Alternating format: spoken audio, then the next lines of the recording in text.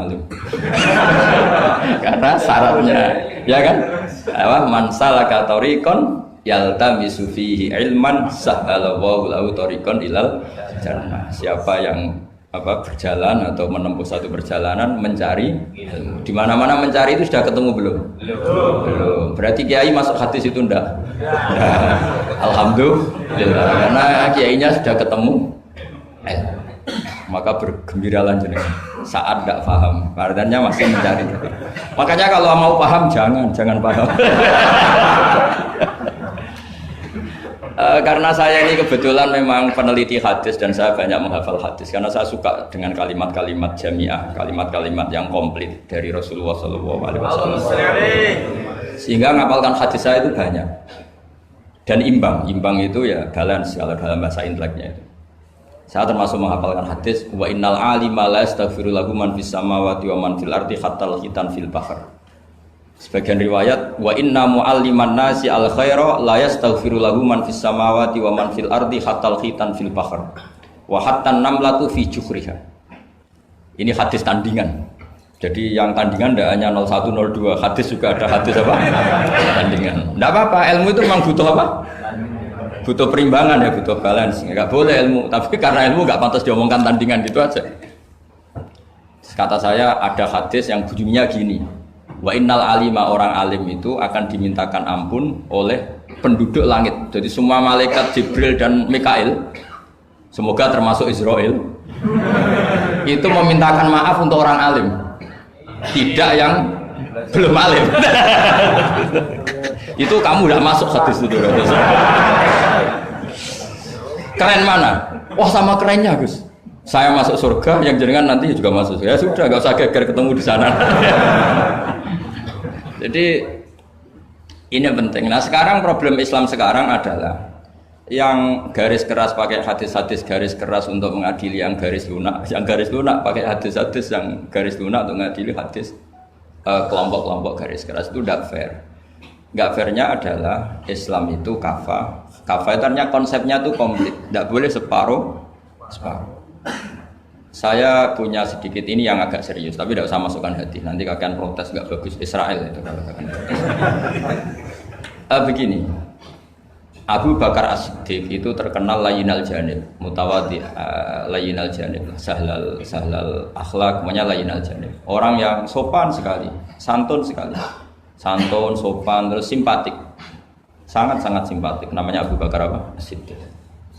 Tapi ketika beliau sudah iman, beliau iman itu kalau nggak salah ya kira-kira Saniyasnen atau ya Salisa Robiah atau berapa lah. Karena kalau dalam sejarah awaluman amanah itu sebetulnya Khadijah.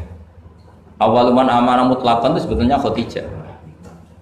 Awaluman amanah mutlakon bisa saja Sayyidina Ali dan awaluman amanah mutlakon bisa saja Abu Bakar Siddiq. Saya sedikit cerita ya supaya tidak gaduh dalam sejarah. Ketika Rasulullah umur 25 itu ketika beliau umur 20 itu Khadijah itu karena punya paman penginjil namanya Waraqah bin Naufal. Itu sudah tahu kalau Nabi akhir zaman ya Muhammad itu. Sehingga dia memerintahkan hulamnya namanya Maisarah. Maisarah itu nama cowok, nama lelaki. Ini perlu dicatat. Nanti kalau kamu tahu Maisarah menemani Nabi dalam perjalanan, terus kamu tiruah cari Maisarah ya.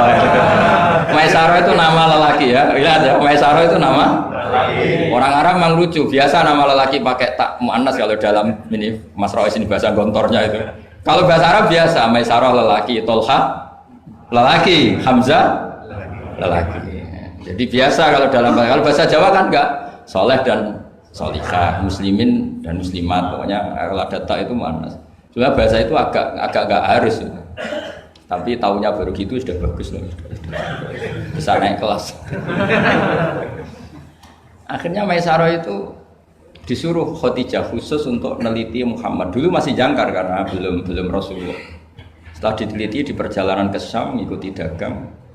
Semua keajaiban dan alamatun nubuwah itu ada semua, termasuk tuzillul ghamamah tuti'us sahaib. Setiap perjalanan yang terik itu matahari pas apa? Ghamamah itu apa? Mendung mengayomi Nabi. Saya termasuk orang yang ditakdir pernah di pohon tua yang dulu jadi alamat nubuwah. Di Jericho itu ada pohon tertua di dunia. Pas saya di situ malah ada film dokumenter Kristen pas itu. karena pohon itu semua nabi pernah duduk di situ, termasuk Nabi Isa dan Nabi Muhammad SAW. Dan itu para pendeta tahu reaksi pohon. Jadi kalau duduk, kalau sampean yang duduk pohonnya agak reaksi biasa aja. Tapi kalau nabi yang duduk itu akan direaksi. Misalnya nabi duduk di barat, kemudian matahari teriknya dari barat, pohon itu akan pindah ke barat supaya geser. Sehingga rohibu khairah itu tahu ini calon nabi sesuai definisi atau kriteria yang ada. Singkat cerita, setelah Maisarah lapor sekian alamat nabi itu diceritakan Khadijah, terus nabi ketika umur 25 dia memantapkan diri untuk nikah sama orang yang bernama Muhammad. Tapi Khadijah itu mulai agak kecewa. Kok enggak jadi nabi? Biasa-biasa saja, tetap dagang saja, nabi tetap dagang.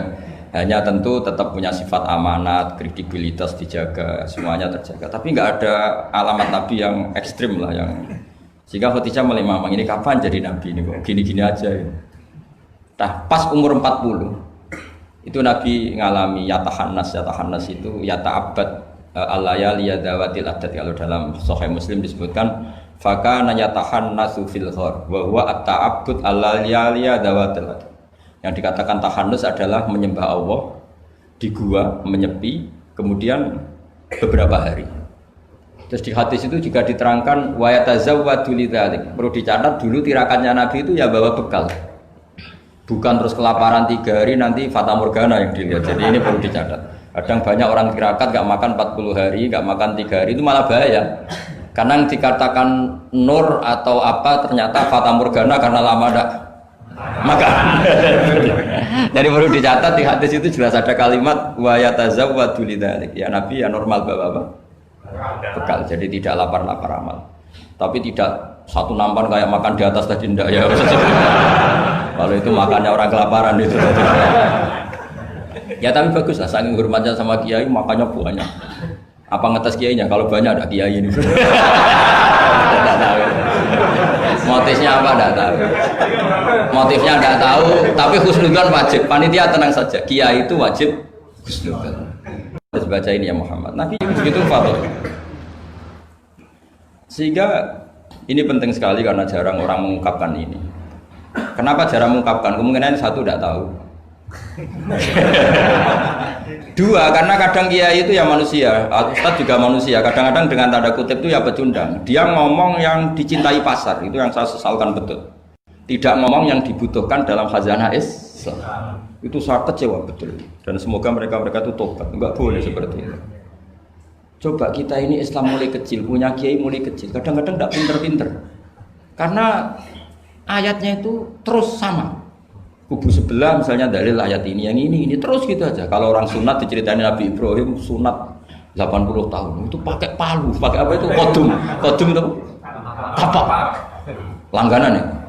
Kalau ada orang mati ya mesti kullu nafsin dha'iqatul maut. Kalau ada orang nikah mesti faman rohibaan sunnati, fakmu itu saja. Jadi umat ilmunya tidak tambah, ya sudah siapa saja yang nikah ya itu aja, yang mati ya itu aja kullu nafsin. Karena ya pasarnya seperti itu.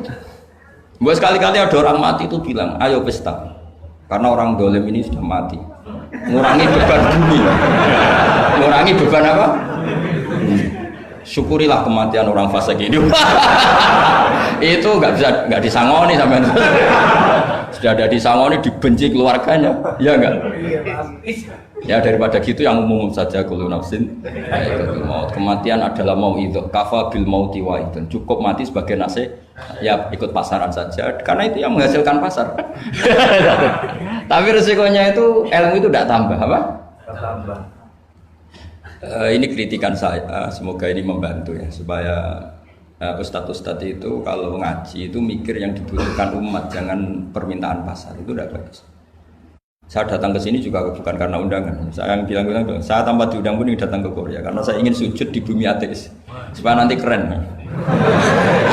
Keren betul, sampean tuh keren betul sujud di bumi. Wah itu pol kerennya tuh hebat. Kalau sujud di Mekah, Medina, di Indonesia itu kan wajar. Ini sujud di bumi. Jadi kalau kamu ditanya, saksinya siapa kalau kamu sholat di Gonjong? Tawa nih yang ini. Hasan. Yang seru yang apa? Enggak yang lain yang GG. Gonju itu apa lagi? Suwon. Sama lagi. Itu malaikat mesti itu apa itu? Parah lagi kalau ditanya, sujudnya di mana? Di kamar mandi. Karena kalau pas kerja kan hanya dikasih waktu berapa ini? 5 menit dan itu pura-pura di kamar mandi. Keren nggak? Keren. Jadi padahal bumi itu akan bersaksi yang dipakai tempat sujud.